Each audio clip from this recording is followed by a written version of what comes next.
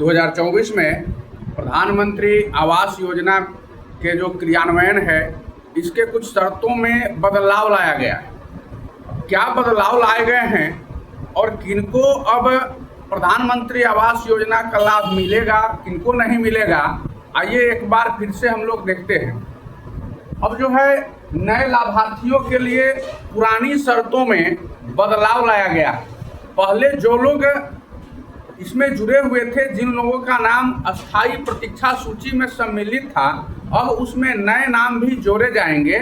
इसके लिए 2024 में एक नया नियम लाया गया है, इसलिए इसमें कुछ बदलाव लाया गया। अब क्या होगा?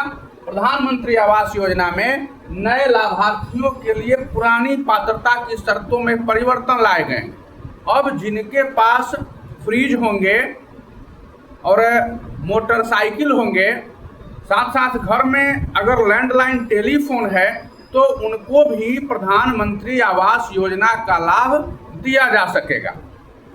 इसके साथ ही यदि कोई व्यक्ति 2 फसल उपजाता है साल में और उसके पास 5 एकड़ से ज़्यादा जमीन है, तो उसको भी प्रधानमंत्री आवास योजना का लाभ दिया जा सकता है। साथ साथ यदि उस परिवार का कोई सदस्य 15,000 रुपये मासिक वेतन तक कमाता है, उससे नीचे, तो उस परिवार को भी प्रधानमंत्री आवास योजना का लाभ मिल सकता है। 15,000 से ऊपर वाले को नहीं मिलेगा, लेकिन 15,000 तक वाले को मिलेगा। पहले जो थी 10,000 रुपये मासिक आमदनी वाले को ही प्रधानमंत्री आवास योजना का लाभ मिल पाता था। तो अब इसकी शर्तों में थोड़ा बदलाव ला दिया गया। ये लोग पात्रता सूची में नहीं होंगे शामिल। कौन लोग शामिल नहीं होंगे, किनको नहीं मिलेगा? तो जिसके पास 3 या 4 पहिया वाहन है, उसको अब प्रधानमंत्री योजना का लाभ नहीं मिलेगा।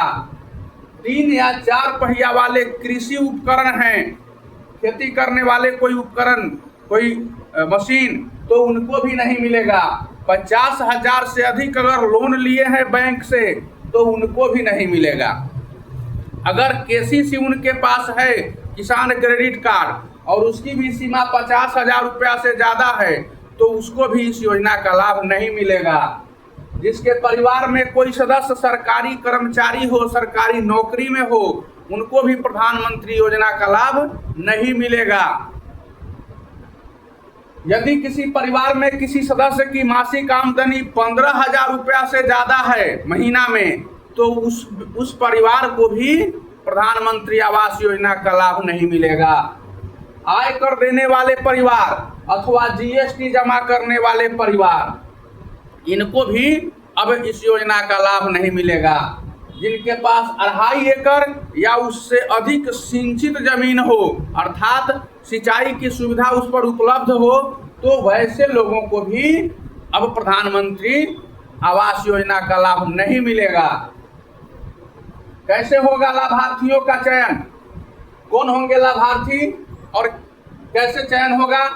तो प्रधानमंत्री आवास योजना के तहत लाभार्थियों का जो चयन है, वह 2011 में ये ACCC एक जनगणना हुई थी, तो उसमें आर्थिक गणना हुई थी कि आप कितने गरीब हैं और कितने अमीर हैं, उनकी एक सूची बनाई गई थी।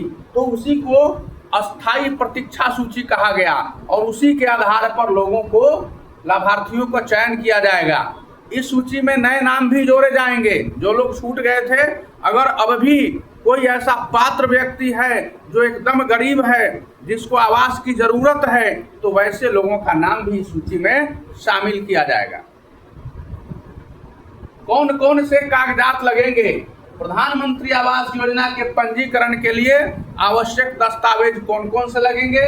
तो सबसे पहले इसमें पहचान का प्रमाण एक लगेगा।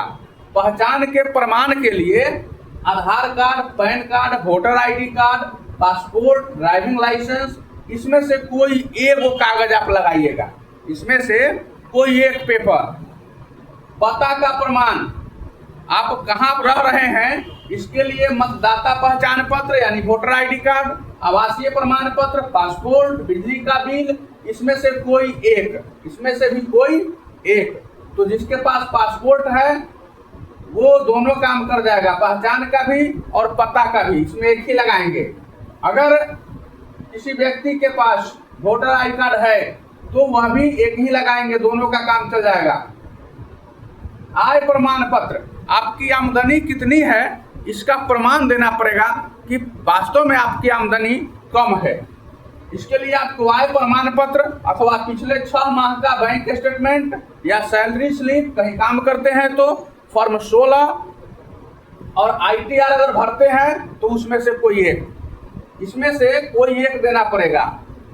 संपत्ति से संबंधित दस्तावेज, आपको पैसा मिलेगा, घर कहाँ बनाएंगे, तो उसके लिए जमीन है कि नहीं इसका प्रमाण देना पड़ेगा। और प्रमाण के लिए सरकारी पट्टा अगर मिला हो जमीन का तो उसका कागज, खतियान हो तो वो चाहिए, बंटवारा या रजिस्ट्री आप कराए हैं घर में तो उसका चाहिए, या मालगुजारी रसीद, इसमें से कोई एक चाहिए।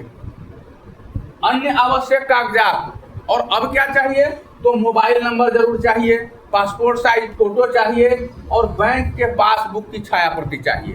तो कागज इतना चाहिए, इतना पेपर अगर आपके पास है तो आप आसानी से अप्लाई कर सकते हैं, आवेदन दे सकते हैं। आवेदन देना है अपने पंचायत में पंचायत आवास सहायक को, आवास सहायक को आप आवेदन दीजिएगा भरकर। प्रधानमंत्री आवास योजना के लिए चयन सूची का क्रम किसको पहले मिलेगा और किसको बाद में मिलेगा, तो सबसे पहले उसको मिलेगा जो बेघर वाला परिवार है, बिना घर वाला, जिसके पास घर ही नहीं है, ऐसे ही सड़कों पर सोता है, तो सबसे पहले उसको देना है। शायद ऐसे लोग हिंदुस्तान में कितने हैं देखना पड़ेगा। दूसरा है शून्य कमरे के घर वाला, घर हो लेकिन उसमें कमरों की संख्या 0 हो, घर हो लेकिन कमरा 0 हो, मतलब एक सीधे कुछ तान दिया गया हो और उसके नीचे एक ही छत के नीचे सारा परिवार रहता हो, उसमें रूम अलग अलग घेरा हुआ नहीं हो, तो इसके बाद इनका नंबर है। अगर ये भी नहीं तो उसके बाद एक कमरे के घर वाला परिवार, वैसा परिवार जिसके पास एगो कमरा है और सारे लोग उसी में रहते हैं। इसके बाद है 2 कमरे के घर वाला, कच्ची दीवार वाला परिवार एवं कच्ची छत वाला परिवार, जिसका दीवार कच्चा हो, मिट्टी का हो, फूस का हो और 2 कमरा हो, या फिर कच्चा छत हो, कच्चा छत का मतलब खपरैल हो या फिर एस्बेस्टस हो, तो इसके बाद इनका नंबर आएगा। और उसके बाद अन्य जिनको आवास की सबसे अधिक आवश्यकता हो, तो जिनको आवास की सबसे अधिक आवश्यकता हो वो तो सबसे पहले ही होंगे। तो इस तरह से इन लोगों का योजना क्रम है, इसी क्रम से प्रधानमंत्री आवास योजना का लाभ प्रदान किया जाएगा। यदि आप जरूरतमंद हैं और आपको प्रधानमंत्री आवास योजना का लाभ नहीं मिला, किसी गलत आदमी को मिल गया, जो अयोग्य व्यक्ति है उसको मिल गया, तब आप क्या करेंगे? तो सबसे पहले आप यहाँ पर शिकायत करेंगे। ये प्रबंधन सूचना प्रणाली, इसका वेबसाइट है https://pmays.gov.in।